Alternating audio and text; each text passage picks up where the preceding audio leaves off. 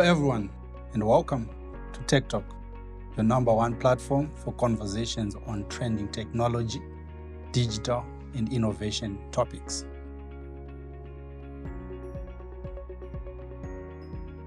Technology has become a deep-rooted aspect of our lives, from entertainment, school, our jobs, and how we socialize. Tech Talk explores the various domains of technology with the help of subject matter experts and industry leaders. Today we are talking about cybersecurity, COVID-19, and some of the latest trends and exciting subjects in tech. Our guest today is Mr. Winston Zvirikuzhe, who is well known for his contribution to the ICT industry. He's a founding member and former president for ISACHarare chapter. He's a founding director for Unoya Consultants, as well as for Kwame and Afi Beauty and Cosmetics Company. Winston is also a former COO for a telecoms company, and he's also dealt with a number of companies in the SADC region while working for a Big Four audit firm. Currently, he works for a medical holdings company.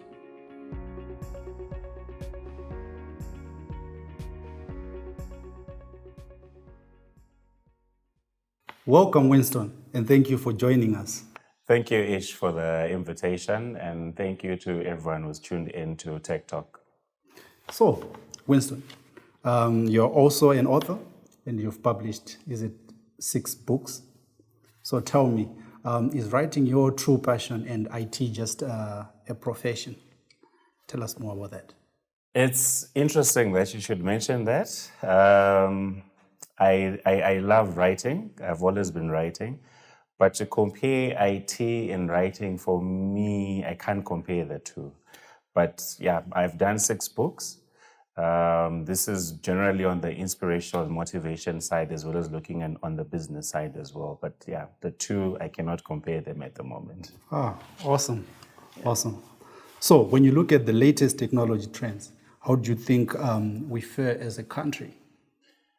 Well, if we look at Zimbabwe and its where we are in Africa, there's a certain level of digitalization that we're trying to do for most of the companies. I think people talk about the 4th industrial revolution, but I like to think sometimes we are stuck between the 3rd and the 4th revolution in certain sectors of the economy where we're trying to actually digitalize, or at the same time we're also trying to automate and get into globalization. So there's quite a bit of work that needs to be done. There's quite a bit of education that also needs to be done for not just in the education sector, but from a professional sector of it as well, to get to a level where we can compete on a global stage. In not just in Africa, but from comparing with other countries and other continents as well. Yeah. So at the moment, we are nowhere in terms of competing at the global stage? Well, I cannot really say we are nowhere, but we are somewhere where we're not yet ready to be on a competitive level. I think we know when people talk about AI, big data, cloud computing. Personally, I want to say when we get to a point where we can host our own systems on a cloud base, where we can be providing to a market that's bigger than Zimbabwe, then we're in a position to compete. But at the moment, we are not yet competitive. You talked about cloud computing. There's a growing popularity in cloud computing in Zimbabwe. And I know currently global players are dominating this space. But how can local service providers, for example, telecoms, thrive in this area? What do they need to do? Right. I think sometimes we need to address the concept of cloud computing to really understand what it actually means.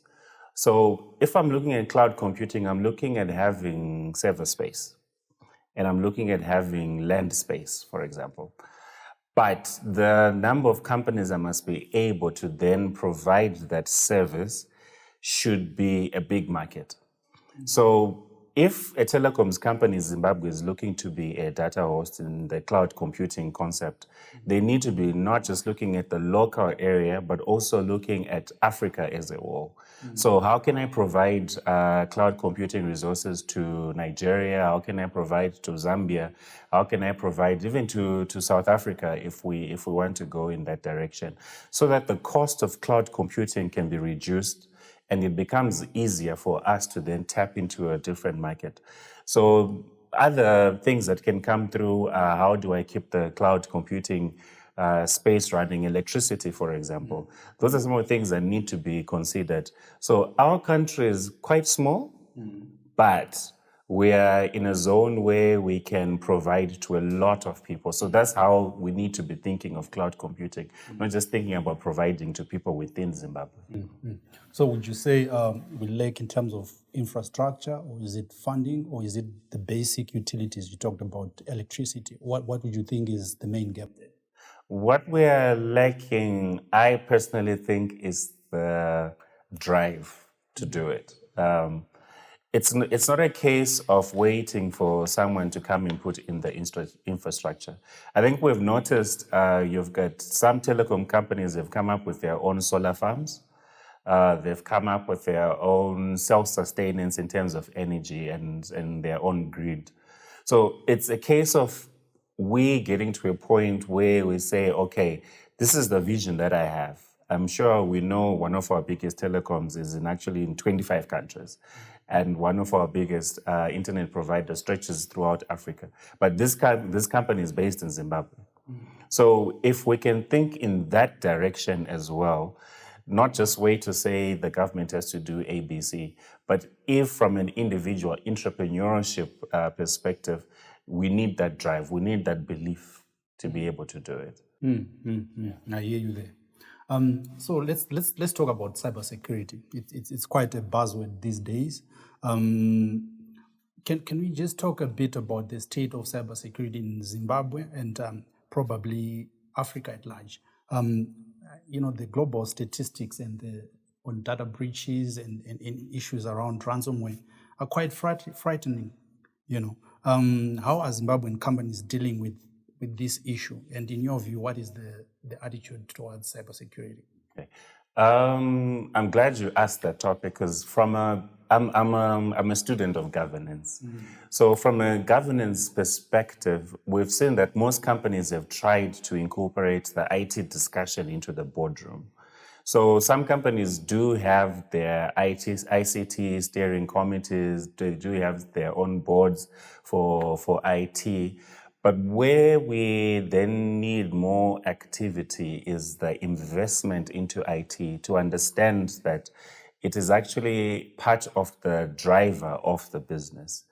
So what companies have done at the moment is, yes, they do have one or two resources for IT security, or some people will have firewalls here and there. But to really get to that point where we then say cybersecurity in Zimbabwe is now a mainstay, where we're still quite a bit far. We're not too far from the world. We just need to then have a bit more appreciation of what it means. My friend normally says that most people don't know that they've been hacked until that they actually have the tools to discover it. So some companies don't yet have those tools to discover what's going on. And they're probably having their servers being used by someone else who's sitting in a different country. So we really need to have that infrastructure within the actual companies when they start to realize that IT is just as an important driver for business as the actual business strategy that you might have. I like what you said about people not knowing that they have been hacked because they don't have the tools. So you find that in the news we don't hear a lot about cybersecurity issues. So it doesn't necessarily mean that it's not there, but that we don't know yet. Exactly. I like that. So Zimbabwe recently enacted a Data Privacy Act, which in my view I think it's a good starting point. Would you like to just tell us about, what's your favorite aspect of that act and what would you like to, advise organizations in terms of preparing for, compliance, and what information do they need to know in terms of the Act? All right. My favorite part about the Data Privacy Act is the fact that it's Zimbabwean. Okay. Why I would say that is because previously, personally, I used to talk more on the GDPR. Right. So you'd go ahead, talk about GDPR, and you're literally talking about an act that is outside the country. But now we have an opportunity where we can now address our own weaknesses according to how we see the weaknesses. So that's really my favorite part. So with the Data Privacy Act, you will notice that you mentioned data breach notifications. That has now been incorporated. We used to discuss it a lot, even at ISACHarare chapter, from a cybersecurity perspective, to say what's going to make companies start notifying that there's been a breach. I also like the third-party transmission. So you can't just be putting your data anyway. It needs to be safeguarded. I also like I might end up going through the whole act, but I also like the rights of the data subjects. Me and you, me and you have got rights. So you can't just have our data being used for anything. So now it's easier I was doing a talk, I think 2-3 weeks ago. And I was just advising the guys that now when you're auditing, for example, a website, it's now easier for you to say, where is the privacy policy? Before you'd say the privacy policy and then you start linking it to GDPR and all those other things. But now you can talk about the Zimbabwean one and say, okay, at what point do you give people notice of their rights when they're on the website, when they're inputting information, or you're actually processing their information? We do have a long way to go in terms of capacitating the country, but from where we are, first and foremost, it's a Zimbabwean act. Looking at the consent issue, I always ask myself, I feel it's a catch-22 situation where, when you're trying to get a service, let's say it's Facebook, they say you have to read the terms and conditions. Yeah. And in order for you to proceed, you should accept, which is some sort of consent. But if you don't, accept all the terms and conditions, even if you agree to some, you can't proceed. You have to consent to all the terms and conditions. Would you like to just talk a little about that? Yeah, it's like you said, it can be dicey, but think of it as you're doing your shopping in town. So you'll find there is a particular retail supermarket here, there's another one there, there's another one there. Each one gives their own condition, right? So if I want to get into supermarket A, they've got their own conditions as well. If I want to get in supermarket B, they've got their own conditions. Facebook is not the only social media that is there. It's the most popular, but it doesn't mean that you're forced to get into this. So they'll also have their own conditions. So as a person, you also then need to read through and see, do you concur with this? Do you want to be part of it? I think we tend to go with the bandwagon and think that I must just be there. But if they say these are my conditions and I'm not happy with it, then move on to the next one. You have absolutely 100% right to go to the next social media website. I'll be honest with you. I've never read through the terms and conditions. I just click accept. Yeah, no one reads it. Ladies and gentlemen, you're watching Tech Talk.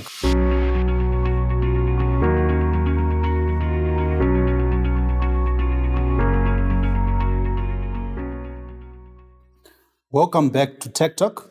I'm your host, Ish, and today I'm having a conversation with Winston. So Winston, you're a founding member of ISACHarare, which is a local chapter for arguably the most prestigious and prolific association for ICT and cybersecurity professionals in the world. Tell us more about that. When you guys started, what exactly did you envision being accomplished in Zimbabwe? All right, thank you for that. So ISACHarare is in a lot of countries. And ISACHarare has a library for whether you are in risk, whether you're in assurance, whether you're in IT. It also has a library for different controls, different frameworks, like your COBIT, for example, that companies, whether you're in Zimbabwe or in America or in UK, wherever you are, you can actually be using those things. And they also then offer certifications in, I've already mentioned risk. They also, the latest one is in cybersecurity. Then you also have mini certifications that are in there. So there's quite a lot that is available. So when we were starting off with ISACHarare chapter for the Zimbabwean side, we're saying, look, guys, there's a lot that is happening in the world. There's a lot of development that is happening, whether it's digitalization, cybersecurity, whatever you can think of in IT. Why don't we also get the same standards so that we're able to compete and also be able to safeguard ourselves? You don't always have to reinvent the wheel, okay? Because if someone else has already done cybersecurity risk profiling and they've come up with a standard, because IT is the same everywhere. What can change is how you approach it as a culture in a country, but we all buy the same computers, we all have the same hackers, we all have the same programming languages. So ISACHarare then looks to say, how do we standardize these things? So you find in Zimbabwe for ISACHarare chapter, I think we're now well over 250 or 300 members. I'm not sure, but you can actually confirm this for me. But these are all different professionals that are in corporate or different organizations, whether they're NGOs, NPOs, all those different companies in government. They can then also use the same standards to be able to safeguard the corporates and the companies and the technology that is there. So that was basically the idea. So we really hope as we keep going forward that we keep synthesizing our professionals and that they can also provide value to wherever they are. Thank you for that. So still on that, I know you also work closely with tertiary institutions. I'd like to find out what your views are in terms of our academic curriculum. To what extent is it fit for purpose? And would you say we are keeping up with technology, and how can we address the gaps there? All right. I can say we're trying. Right. We do come up with certain programs where people can do dissertations, they do their projects, they do their AI, they do their engineering, all those things. However, we have not yet gone to the next level where we can then take those projects and use them at a national level. I think those are some of the things that then need to come out to say, we're sponsoring this particular university to do A, B, C. And once it does that, it becomes a national thing. Our university is supposed to be spearheading us when it comes to technology and going on to the next stage. So all these students, these are bright students that spend 4 or 5 years at a university concentrating their minds, and that's all they're thinking about. We need to tap into that so that when they come up with all these brilliant ideas, it's not shelved on a dissertation book and it's put on the shelf or it's put into someone's drawer. It must become a project that becomes part of the industry. So I would love to see also companies getting into bed with tertiary institutions and getting those ideas and harnessing them so that Zimbabwe can move forward faster. I like that. So if you were to give a word of advice to policymakers with regards to support of tech-related educational programs, what would it be? All right. If I was to give advice to our policy providers, we would say, let's start by understanding where we need to get the country to. What do we need to compete? What is the competitive advantage that Zimbabwe must have? Where are the gaps? And when we understand the gaps, it becomes easier for us to then focus the education to a point where the output is so relevant and we're still able to use that output to move us forward. So we need to start as low as we can, right? If someone is at preschool, these days kids know how to use a phone. But by the time they get to 7 years old, they should at least know that there's a programming language called Java. They should know what AI means. If you look at how Japan has done it, by the time a kid gets to 12, 13, 14, 15, they already know a computer, what it is. I think me and you probably started using computers properly when we're now at university. Yeah.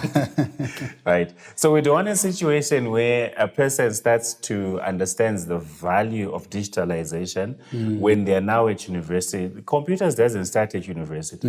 You perfect it when a person is still in preschool and still in primary. That's where our policymakers need to go and provide that level of infrastructure or resources. And the private schools also should take hint and provide those resources for the kids. They should be value in what they're doing. So let's catch them young. That's what you're saying. Yes.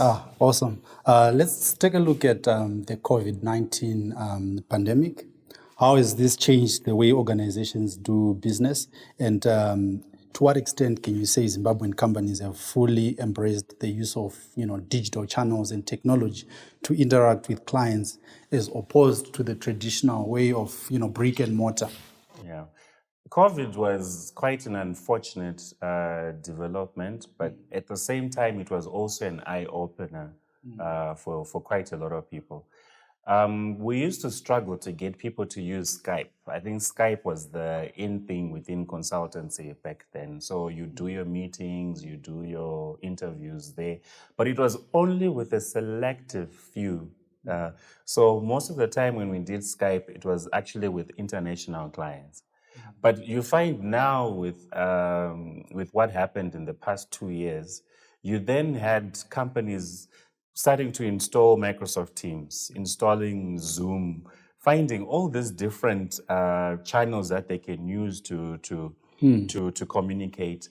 And for me, one of the most eye-opening developments was we then had board meetings happening over all these channels that I've just mentioned. So that the guy that never thought that they would use IT was now forced to use IT because they still needed the board meeting to happen.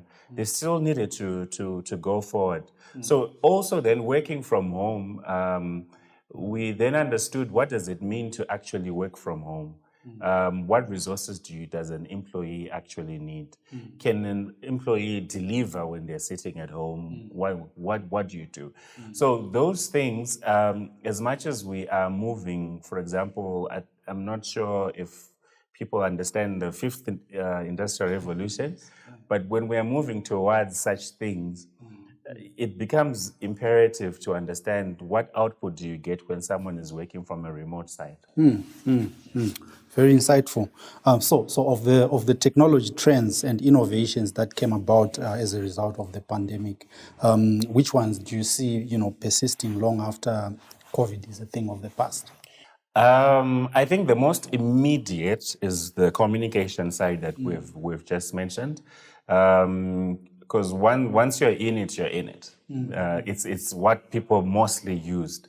Then maybe closely following that is probably the ability to get reports while you're sitting from home. Right. So now people want data to be able to work from home or to access their computer during odd hours or different times. So it's within that framework that I think persistence will continue. I'm hoping we'll go beyond that as time goes. But as we know, we take baby steps in Africa. So those are some of the baby steps that we have taken, though. Interesting. There you have it. COVID-19 has changed the way we do business and the way we live our lives. We'll be back shortly.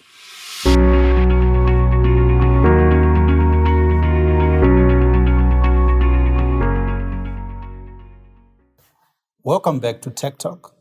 I'm your host, Ish. Today I'm with Winston, and we are discussing a wide range of topics from cybersecurity, COVID-19, and the latest technology trends. Welcome back, Winston. Thank you. I'm so passionate about 4IR technologies like artificial intelligence, machine learning. Can you tell me what opportunities and challenges do these present to Zimbabwean businesses and even to the ordinary person? All right. I'll call it digitalization in summary. The biggest challenge, I think, for a country such as Zimbabwe is a social challenge. When you employ a number of people, because most of us are reliant on actually working for something and working for someone. That's the major professional service in terms of for those that are currently employed. You spend more time at your workplace. Now, digitalization has an advantage in that it will streamline activities and create a competitive advantage for companies. But on the social side, there's also that aspect of the job that you might have spent 10 years training for may no longer be as efficient when done by you as a human being. That accounting that you were doing for 2-3 weeks trying to get your financials out might actually be done through an ERP from a big data perspective, where your reports then come out within a few hours, they're done, and all that is now needed is checks. So there's a bit of a redefinition in terms of what are the jobs that are going to be as relevant as they were before. What a job was like 10 years ago is not what a job is going to be like in the next few years or so. So with AI coming through, I think we can look at chatbots, for example. Chatbots are doing the work that someone used to do. You'd probably have, I remember there's an assignment I once did in Mozambique about 6-7 years ago. You'd have about 50 people sitting in a particular contact center. But when the chatbot came through, you'll then have maybe 10 or 15 people, because the chatbot is actually answering most of the questions that a user normally is asking. So you no longer need John or Tatenda or Chipo to be answering those things. So that social challenge is one that's going to come through. Maybe the second one, if I may hazard to also explain that one, is to do with actually harnessing the technology as a country. Are we at that point where we are prepared to actually invest into it, such that we can then improve ourselves and actually compete even better? Interesting stuff. So a lot of scholars and tech experts are talking about the coming of the fifth industrial revolution. You were just talking about the fourth industrial revolution, but there's the fifth that's coming, with some arguing that it's already here. Please, can you shed more light in terms of what that is and whether, as Zimbabwe, we are ready for it? All right, so I'm going to take us back a bit. The first industrial revolution was to do with mechanization. Okay, I hope I do not mix that. The second one was to do with, so mechanization, we're talking about steam power and coming through, replacing human power and animal power and stuff like that. Then we had electrification. Okay, that was more like your second. So we're now putting electricity into it and all those things as they're coming in. So I'm going to skip the second one to get us to the third one, sorry, so that we get to the fourth one. The fourth one is the digitalization aspect. The third one having been the globalization and automation that was actually happening. So on the fourth one, you now have digitalization, where we're realizing AI, we're realizing big data, we're realizing all those nice to haves, your Internet of Things that are now there. But what then most people are now thinking about is, can we not get the machine and the person working together? So there's a term that someone used that says collaborative bots or cobots. Cobots meaning that Ish is working at a particular place, but is also working with a machine. I don't know if we have watched the most recent Matrix movie that has come through.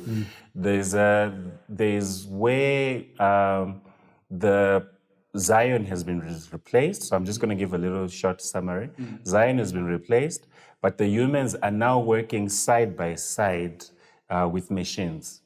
Right. So you're trying to also amplify your intelligence, but the core of the fifth industrial revolution is if we take away the menial task that a human being has to do and it's being done by a machine, then the creative side of the human being must come through. That's what we want to focus on.